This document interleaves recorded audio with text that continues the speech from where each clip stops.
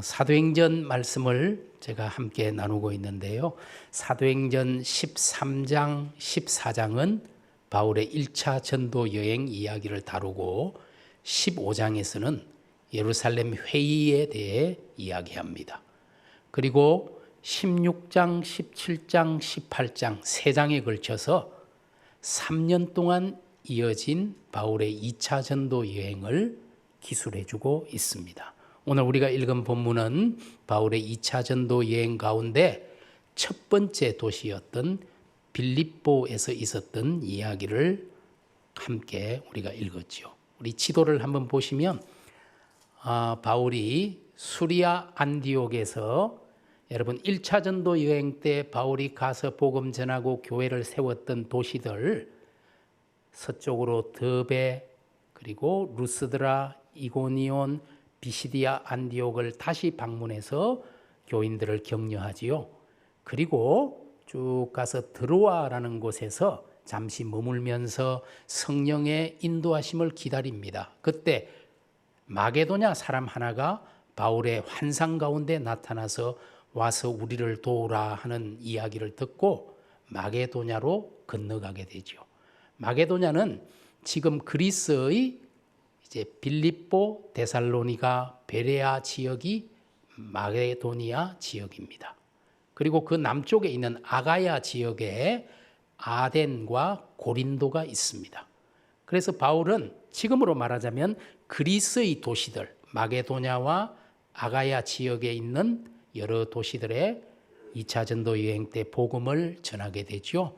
그리고 다시 배를 타고 에베소를 잠시 거쳐서 예루살렘으로 갔다가 자기의 선교 본부였던 수리아 안디옥으로 돌아가는 여정, 이것이 바울의 2차 전도 여행입니다. 여러분, 2차 전도 여행에서 수리아 안디옥을 출발할 때는 바울과 실라 두 사람이 전도 여행을 출발했죠. 그런데 마게도니아의 첫 성 빌립보에서 복음을 전할 때는 4사람이 되었습니다. 둘이 붙은 거예요. 그 두 사람이 누굴까요? 첫 번째는 디모데라는 사람입니다. 여러분 16장 1절에서 3절의 성경 사도행전 말씀을 보면 이렇게 되어 있지요. 바울이 더베와 루스드라에도 이름에 거기 디모데라 하는 제자가 있으니 그 어머니는 믿는 유대 여자요 아버지는 헬라인 이방인이었다. 그런데 이 디모데는 루스드라와 이고니온에서 칭찬을 받는 사람이었고 그래서 바울이 그를 데리고 떠나고자 할새 할례를 베풀었다. 이렇게 되어 있잖아요. 예, 디모데는 아마도 바울이 1차 전도 여행을 할 때 복음을 받아들이고 믿게 되었겠죠. 그리고 그 어머니와 우리 외할머니의 영향을 받아서 신실한 사람으로 성장해 있었지요. 바울이 그를 데리고 함께 복음 전도 여행을 떠나기를 원했고 디모데가 이 루스드라에서 바울과 합류하게 된 겁니다. 그런데 디모데의 어머니는 믿는 유대인이고 아버지는 이방인 헬라인이었다. 그러면 디모데는 유대인일까요? 헬라인일까요? 유대인이죠. 우리나라는 북의 혈통을 따릅니다. 그래서 아들이 대를 잇고 딸은 출가 외인이라 아무것도 아니다. 옛날에는 그랬어요. 그래서 옛날에는 아들을 못 낳으면 칠거지 악이니 지금 생각해 보면 말 안 되는 이야기들이 있었는데 요즘은 완전히 반대가 되어서 딸이 최고고 아들은 진짜 출가 외인이잖아요. 네, 바뀌었어요. 그런데 우리는 북의 혈통이지만 유대인들은 목의 혈통입니다. 어머니가 중요합니다. 어머니가 유대인이면 그 자녀들이 다 유대인이에요. 아버지는 중요하지 않아요. 왜 이렇게 유대인들은 목의 혈통을 따르게 되었을까? 아마도 유대인들은 오랜 시간 나라가 없이 디아스포라, 흩어진 사람들로 살아갔으니까 유대인 여성이 낳은 아이들을 유대인으로 인정해야만 그 민족이 유지될 수 있었을 것입니다. 또 신앙교육에 있어서는 이 신앙에 있어서는 어머니의 역할이 결정적입니다. 가장 중요하잖아요. 지금도 그렇잖아요. 여러분 구약 성경에 모세라는 이 위대한 지도자 어머니에 대해서 여러분 아시죠? 요게벳. 제가 지금도 이 말씀 준비하면서 지금도 생각이 나더라고. 작년 봄쯤 우리 이부 찬양대에서 요게벳의 노래 특송했잖아요. 근데 특송하는 분이 너무 감동이 돼서 끝에 약간 좀 울먹여서 더 은혜가 됐던 거 여러분들은 기억 안 나시나요? 제가 올 때 그런 일이 있었어요. 그런데 모세의 아버지 이름 여러분 기억하세요? 성경에 나오긴 해요. 출애굽기 6장 20절에 보면은 아므람이라는 사람이 나오지만 별로 중요하지 않기 때문에 기억을 못하지요. 디모데에게도 여러분 디모데의 어머니는 유니게라고 나오지만 아버지는 아예 이름이 나오지를 않습니다. 이렇게 유대인들에게는 어머니가 그렇게 중요한 거예요.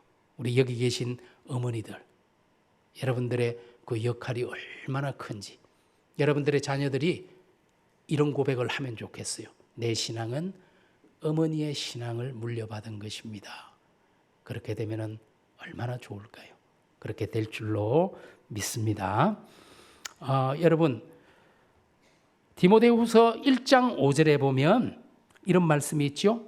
디모데에게 내 속에 있는 거짓이 없는 믿음을 생각함이라. 이 믿음은 먼저 내 외조모 로이스와 내 어머니 유니게 속에 있더니 너희 속에도 있는 줄을 확신한다. 여러분 디모데의 신앙 거짓이 없는 믿음 이게 어디에서 왔다고요? 어머니 유니게와 외할머니 로이스에게서 유래된 것이잖아요. 그렇게 어머니와 외할머니의 신앙을 물려받아서 우리 바울이라는 사람의 가장 중요하고 든든한 동력자가 된 겁니다. 그러니 우리 어머니들의 역할이 얼마나 크고 중합니까? 하지만 여기에 계신 우리 아버지들 너무 실망하지는 마시고요. 디모데의 사역에 있어서 가장 중요한 사람은 남자 바울이었습니다. 디모데는 바울을 정말 영적인 아버지로 따랐고 바울도 디모데를 정말 영적으로 아들로 생각했습니다. 여러분 고린도전서 4장 17절에 이런 말씀이 있잖아요. 내가 주 안에서 내 사랑하고 신실한 아들 디모데를 너희에게 보냈다. 바울이 2차 전도 여행하면서 고린도에서 복음을 전하고 고린도 교회가 든든히 서는지를 살펴보려고 특별히 디모데를 보낸 거예요. 가장 믿을 수 있는 신실한 종 디모데, 내 아들 디모데를 너희에게 보냈다. 디모데전서 1장 2절에서도 이렇게 말하잖아요. 믿음 안에서 참 아들 된 디모데에게 편지하노니. 디모데후서 1장 2절에서도 사랑하던 아들 디모데에게 편지하노니. 여러분 이 디모데가 바울의 선교 여행에서 2차 전도 여행 때부터 가장 중요한 동력자가 되었지요. 교회 역사는 이 디모데가 나중에 바울이 3차 전도 여행 때 힘써서 복음을 전했던 에베소의 도시에 가서 목회를 하다가 결국 돌에 맞아 순교했다고 기록하고 있습니다. 이 귀한 인물 디모데가 바울과 실라 팀과 이렇게 합류하게 됐죠. 그러면 나머지 한 사람은 누구일까요? 누가입니다. 누가. 사도행전을 기록한 누가가 이 2차 전도 여행 중에 바울, 실라, 디모데와 함께 합류하게 되는 것입니다. 여러분 사도행전 16장 6절에서 8절의 말씀을 한번 볼까요? 이렇게 되어 있잖아요. 성령이 아시아에서 말씀을 전하지 못하게 하시거늘 이렇게 되어 있죠. 여러분 바울은 1차 전도 여행 더베, 루스드라, 이고니온, 피시디아, 안디옥을 돌아보고 2차 전도 여행은 어디로 갈까 생각하다가 아시아로 가야 되겠다. 아시아의 중심 도시가 에베소이거든요. 그쪽으로 가야 되겠다. 그런데 성령이 길을 막는 거예요. 상황이 허락되지가 않아요. 그래서 어떻게 할까 하다가 부르기아와 갈라디아 땅으로 다녀가 무시아 앞에 이르러 비두니아로 가야겠다. 비두니아로 가고자 애쓰되. 비두니아는 어디냐면요. 좀 더 북쪽 지역이 비두니아입니다. 아시아로 못 가니까 북으로 올라가서 비두니아 도시들로 가야겠다. 그런데 그것도 예수의 영이 허락하지 않는 거예요. 그래서 어쩔 수 없이 드로아라는 곳에 가서 성령의 인도하심을 기다리게 됩니다. 이 드로아라는 도시는 지금 튀르키예의 알렉산드리아 트로아스라는 도시가 과거 바울이 머물렀던 드로아라는 그런 도시입니다. 여러분, 이곳에서 바울이 환상을 보게 되잖아요. 마게도냐 사람 한 사람이 나타나서 우리를 도우라라고 말하는 것을 듣고 결국은 마게도냐로 가게 됩니다. 여러분, 마게도냐는 조금 전에 제가 말씀드린 것처럼 그리스의 북쪽 도시들, 빌립보, 데살로니가, 베레아 지역이 있는 도시가 있는 그 지역을 마게도냐라고 부르게 됩니다. 누가를 드로아에서 만났습니다. 드로아에서. 여러분, 누가는 의사였잖아요. 이때 누가가 바울의 선교팀에 동참해서 계속 끝까지 바울의 주치의로서, 바울의 동력자로서 누가가 함께하게 되는 겁니다.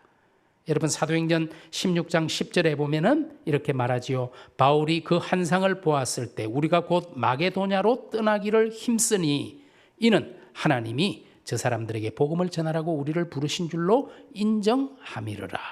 이런 말씀이 나오죠. 여기에 우리라는 말이 나오잖아요. 우리. 특별히 밑에 제일 마지막에 우리. 여러분, 우리라고 말할 때는 나를 포함한 여러 사람을 우리라고 그러죠. 내가 빠지면은 그들이라고 그러죠. 누가가 바로 이때부터 바울의 선교팀에 합류하게 된 겁니다. 그래서 역사학자들은 이 사도행전 16장을 위 챕터, 우리 장이다 이렇게 부르기도 합니다. 사실 이 이전의 이야기들은 누가가 듣고 기록한 거예요. 그러나 지금부터는 자기가 경험한 것을 기록해 나가는 이야기입니다. 이렇게 바울과 실라 두 사람이 출발했지만 루스드라에서 디모데가, 드로아에서 누가가 합류해서 정말 환상의 팀이 된 것입니다. 그리고 마게도냐 사람들의 환상을 보고 드디어 최초의 유럽 선교가 이루어지게 돼요. 지금의 유럽 그리스로 선교를 떠나게 된 것입니다. 여러분, 빌립보를 향한 바울의 발걸음은 역사를 바꾼 걸음이었습니다. 여러분, 드로아에서 배를 타고 이제 빌립보를 가기 위해서 성경을 읽어보면 네아폴리라는 항구로 갔잖아요. 그게 배로 250km. 그 당시 배로는 한참을 가야 하는 거리죠. 며칠, 어쩌면 풍랑이 인다면 일주일, 2주일도 걸리는 그 길을, 지금 네아폴리는 그리스의 카발라라는 도시입니다. 그 카발라에, 네아폴리에 도착했어요. 그리고 걸어서 20km 가면은 빌립보, 지금 그리스의 필리피라는 도시에 도착하게 됩니다. 여러분, 이 빌립보라는 도시는 알렉산더 대왕 아버지인 필립 2세가 정복하여 세운 도시입니다. 그래서 그 이름을 따서 빌립보라고 불렀던 도시이죠. 오늘 우리가 읽은 성경의 본문은 바로 빌립보에서 일어난 이야기 중에 한 토막을 저희들이 같이 읽었습니다. 여러분, 이 빌립보에서 적어도 바울을 직접적으로 만나서 복음을 듣고 믿게 되는 세 사람이 나오지요. 그 중에 빌립보의 첫 열매는 오늘 보면은 루디아라는 여성이었어요. 루디아. 여러분, 성경에 보면은 루디아가 자색 옷감 장사였다라고 말하잖아요. 옷감에 염색을 하는, 그래서 사람들에게 파는 그런 사람이 바로 루디아라는 여성이었습니다. 사실 성경학자들은 이 루디아가 사람의 이름이라기보다는, 여러분, 성경에 보면 루디아가 두아디라에서 온 여성이었다 그렇게 말하거든요. 두아디라가 루디아라는 지역에 있는 작은 마을입니다. 그래서 루디아 지역에서 온 여성일 것이라고 생각하고 있습니다.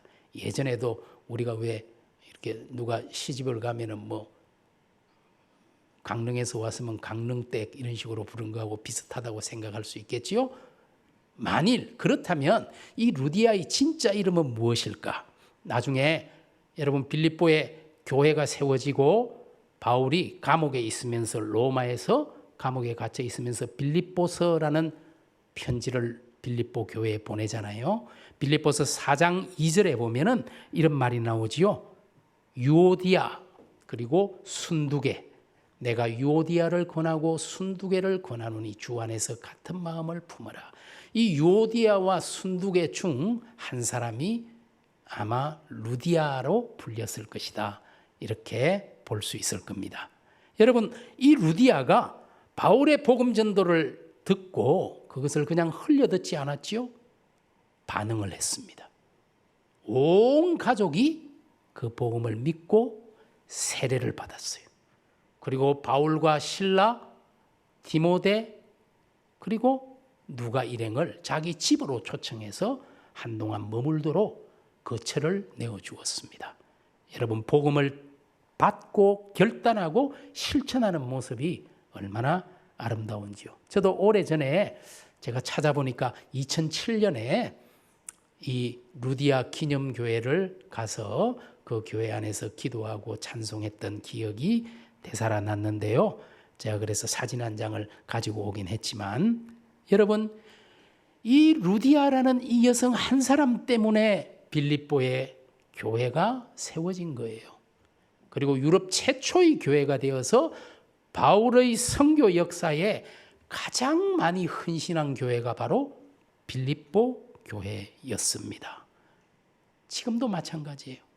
하나님은 한 사람의 헌신자를 통해서 일하시는 분이시잖아요. 우리 기쁜 소식 교회 성도 한 사람, 우리 교회 공동체를 통해서 하나님은 일하시기를 원하십니다. 저와 여러분도 하나님의 손에 들린 도구, 복음의 통로가 될 수 있기를 주님의 이름으로 축복합니다. 그리고 바울 일행이 만난 두 번째 인물은 귀신 들린 여종이었습니다. 여종이 있었는데 귀신에 들려가지고 점치는 여종이었어요. 이 여자가 귀신에 들렸으니까 앞니를 얼마나 잘 맞추는지 사람들이 다 이 여자에게 몰려와서 그 예언을 듣고자 했습니다.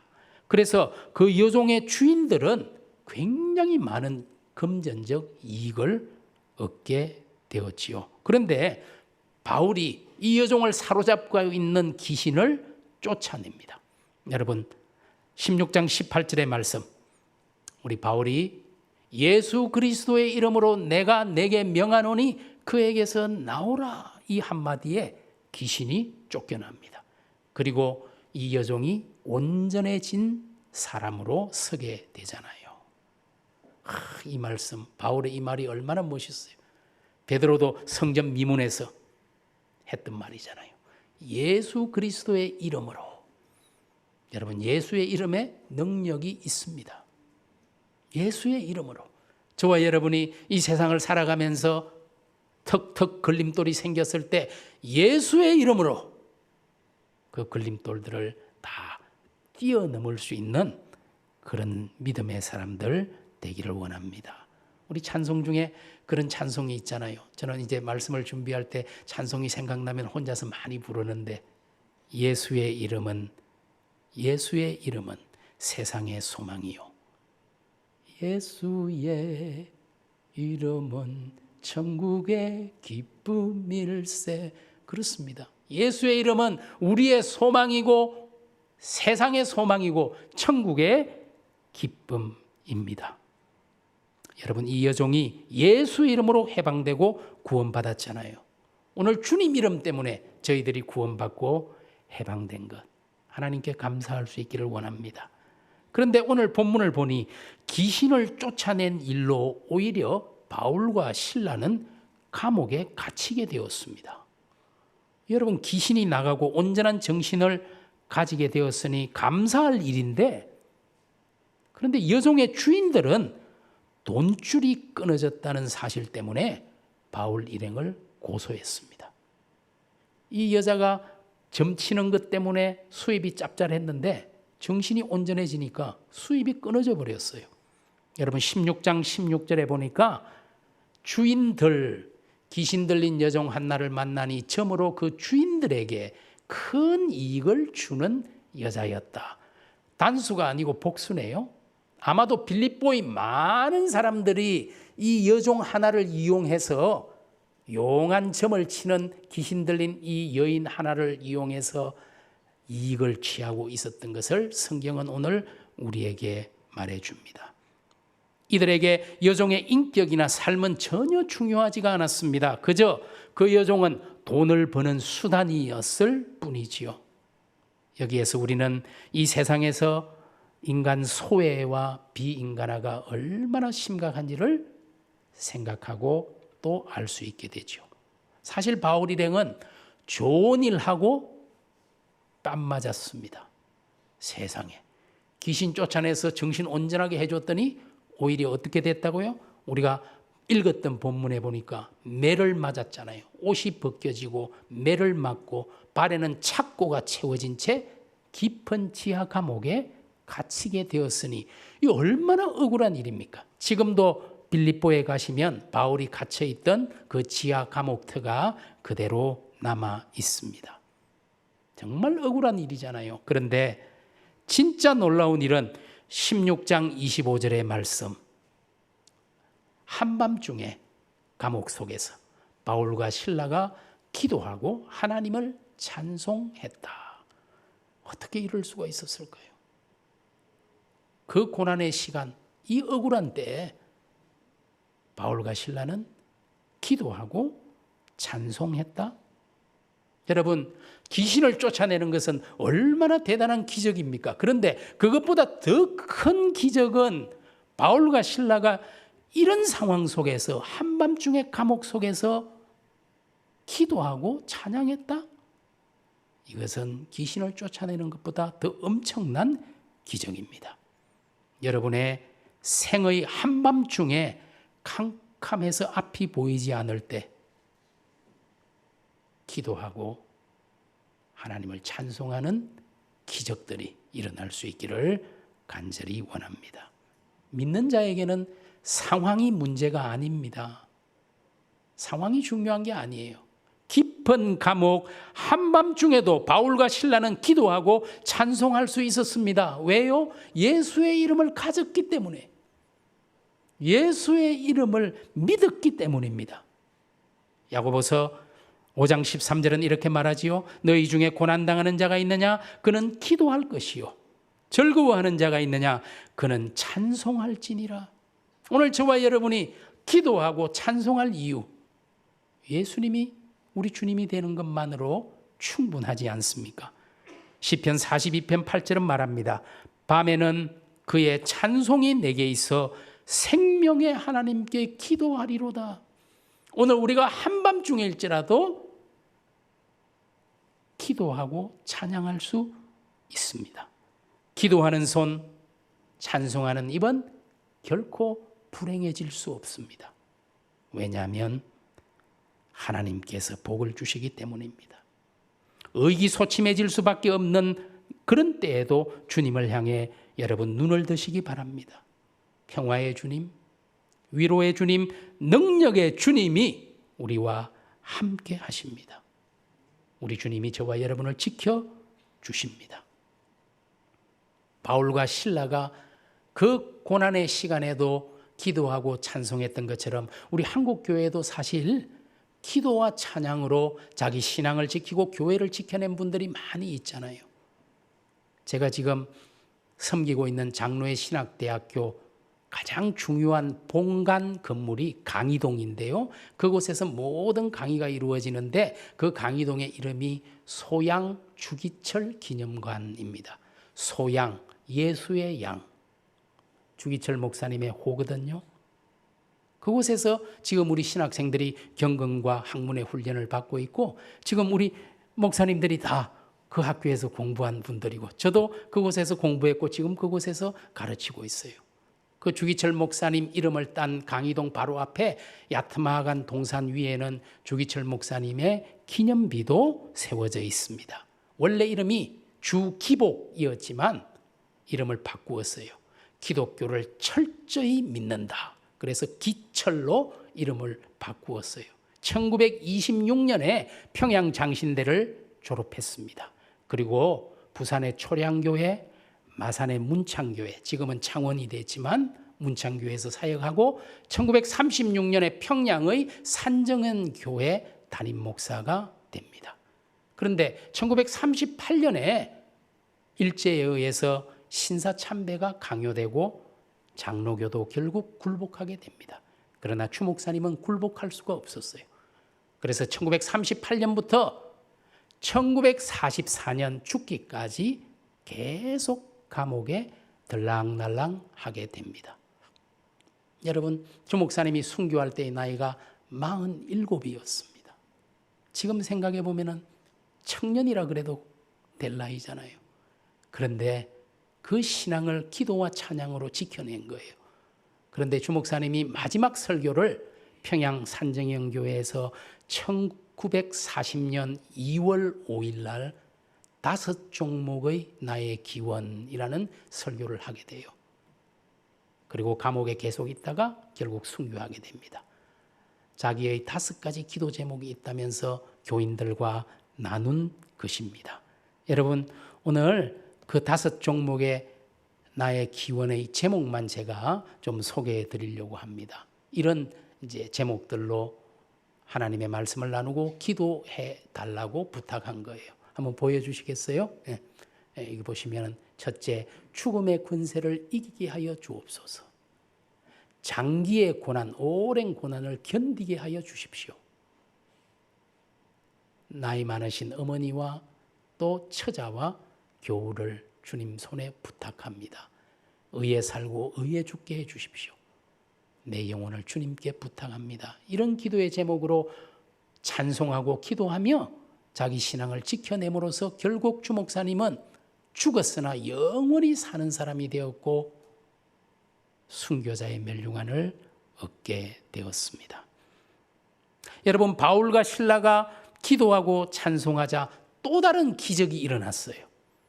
루디아를 통해, 귀신 들린 여종을 통해 이번에는 기도하고 찬양하니까 지진이 일어나서 옥트가 흔들리고 묶였던 착고가 풀어지고 감옥문이 열리는 기적이 일어납니다. 그래서 간수가 감옥문이 다 열린 것을 보고 아이고, 죄수들이 다 탈출했구나. 그리고 자결하려고 합니다. 왜냐하면 그 당시에 로마법에 따르면 죄수들이 탈출하게 되면 간수가 그 책임을 지고 목숨을 내놓아야 합니다. 그러니까 나는 죽은 목숨이다 생각하고 자결하려고 하는데 바울과 실라가 급히 말리잖아요. 아니 우리 여기 다 있다고. 너 몸을 해하지 말라고. 그러니까 이 간수가 너무 놀래가지고 어떻게 해야 구원을 받겠습니까? 주 예수를 믿으라. 그리하면 너와 내 집이 구원을 받으리라. 그 길로 그 간수와 그 가족들 모두가 세례를 받게 되었다는 정말 기적과 같은 이야기들이 빌립보에서 일어났습니다. 그리고 이제 다음 날 관리들이, 상전들이 안 되겠다, 바울과 실라를 석방해라 그랬는데 바울과 실라가 안 나간다 그래요. 말로만 하지 말고 너희들이 직접 와서 우리를 모시고 좀 나가야겠다. 우리는 로마 시민이다. 바울과 실라는 로마의 시민입니다. 큰일 났구나 싶었어요. 왜냐하면 이 당시는 로마가 세계를 통치하던 때인데 로마 시민들을 재판도 없이 매를 때리고 감옥에 가둔 것은 큰일 날 일이었기 때문에 이 빌립보의 관리들은 진짜 큰일이 났구나 생각하고 급히 달려와서 바울과 실라를 모시고 감옥을 나가도록 한 거예요. 왜 바울과 실라가 매 맞을 때는 자기 신분을 밝히지 않다가 이때 밝혔을까요? 자기들이 떠난 후에 남아있을 빌립보 교인들, 신자들을 위해서 한번 농성을 벌인 거예요. 우리가 로마 시민인데 너희들이 법을 어기고 우리를 매질하고 가두었으니 가만히 있지 않을 거야. 앞으로 우리 교인들을 다치게 하면. 그래서 여러분, 초대교회 시기 빌립보 교인들에게는 별로 박해가 없었다는 놀라운 일이 있었습니다. 여러분, 루디아, 귀신 들렸던 여종, 그리고 간수의 가족이 중심이 된 유럽 최초의 교회 빌립보 교회는 바울과 정말 깊은 애정을 나누었어요. 바울이 힘들고 어려울 때마다 끝까지 기도로만이 아니라 물질로 헌금을 해서 바울에게 보내준 교회가 바로 빌립보 교회입니다. 여러분, 빌립보서 4장 15절의 말씀, 빌립보 사람들아 너희도 알거니와 복음의 시초에 내가 마게도냐를 떠날 때에 주고받는 내 일에 참여한 교회가 너희 외에 아무도 없었느니라. 바울을 위해 기꺼이 자신들의 물질을 내어놓은 교회가 빌립보 교회 외에는 없었다고 말하잖아요. 여러분, 바울이 빌립보 교인들을 얼마나 사랑하는지 빌립보서 4장 1절은 이렇게 말합니다. 나의 사랑하고 사모하는 형제들, 나의 기쁨이요 면류가 아닌 사랑하는 자들. 참 사랑이 뚝뚝 꿀이 떨어지잖아요. 그리고 더 놀라운 고백, 빌립보서 1장 8절의 말씀, 내가 예수 그리스도의 심장으로 너희 무리를 얼마나 사모하는지 하나님이 나의 증인이시다. 이런 고백을 할 수 있는 관계였습니다. 목회자와 성도의 관계가 이렇게 끈끈할 수 있을까요? 얼마나 부럽고 좋은지요. 예수의 이름을 의지하고 선포하는 성도들, 한밤중에라도 기도하고 찬양할 수 있는 성도들,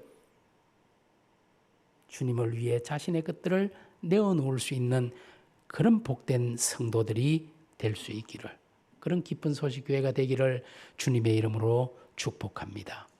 마지막 말씀을 마치면서 찬송가 382장 우리가 이제 함께 부르기를 원하는데요. 너 근심 걱정 말아라. 이 찬송은 키빌라 마틴이라는 사모님이 병상에서 죽어가면서 쓴 작사한 가사입니다. 이 가사에 남편인 월터 마틴 목사님이 곡을 붙여서 나온 노래가 바로 382장입니다. 여러분, 가사 1절 한번 보시면요. 너 근심 걱정 말아라. 왜요? 주 너를 지키리. 2절도 한번 보여주시겠어요? 어려워 낙심될 때에, 그리고 위험한 일을 당할 때 주님이 우리를 지켜주십니다. 3절에서도 구하는 것들을, 필요한 것들을 우리 주님이 베풀어 주시고 우리를 지켜주시죠. 4절에서도 어떻습니까? 어려운 시험 당할 때라도 주 너를 지키리. 언제 어디서나. 오늘 우리 하나님께서, 주님께서 우리를 지켜주십니다. 주님의 약속의 말씀입니다. 요한복음 14장 1절은 이렇게 주님이 약속하셨잖아요. 너희는 마음에 근심하지 말라. 왜? 하나님을 믿으니, 기도하고 찬송할 수 있으니 너희는 마음에 근심하지 말라. 시편에서 91편 4절은 이렇게 말하지요. 그가 너를 그의 깃으로 덮으시리니 내가 그의 날개 아래 피하리로다. 기도하고 찬송하며, 우리가 언제든 어디서든 기도하고 찬송하면 하나님께서 당신의 깃으로 우리를 덮어서 안보해 주실 줄로 믿습니다. 우리를 위험으로부터 지켜주시고 우리의 문제를 해결해 주시고 고난이 변하여 축복이 되도록 돌보아 주실 것입니다. 저와 여러분의 삶 속에 기도와 찬양이, 기도하고 찬송하며 끊이지 않는 그런 삶이 되기를 간절히 소망합니다. 기도드립니다.